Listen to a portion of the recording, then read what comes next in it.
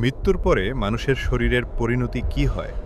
এর উত্তর শুধু ধর্মে নয়, লুকিয়ে আছে মানুষের চারপাশের প্রকৃতিতে। হিন্দু ধর্ম বেড়ে উঠেছিল ভারতের ঘন জঙ্গলে।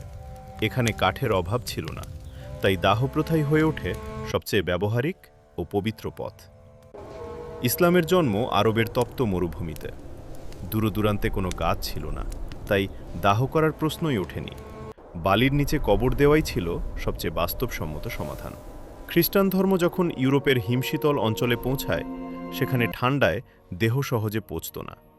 সেই বাস্তবতা থেকেই জন্ম নেয় কফিন ব্যবহারের ধারণা। পার্সি ধর্মের সূচনা হয়েছিল ইরানে। সেখানে ছিল না পর্যাপ্ত কাঠ, আবার শক্ত পাথুরে জমিতে কবর খোঁড়াও সহজ ছিল না। তাই বাধ্য হয়েই তৈরি হয় টাওয়ার অফ সাইলেন্স, যেখানে দেহকে প্রকৃতি আর শকুনের হাতে তুলে দেওয়া হতো। একটু থামুন, এখনও একটা অস্বস্তিকর সত্য বাকি আছে। এই কথাটা সেই বন্ধুকে শেয়ার করুন যে নিজেকে সবকিছু জানে বলে মনে করে, আর ফলো অথবা সাবস্ক্রাইব করে নিও এরম ভিডিও পেতে।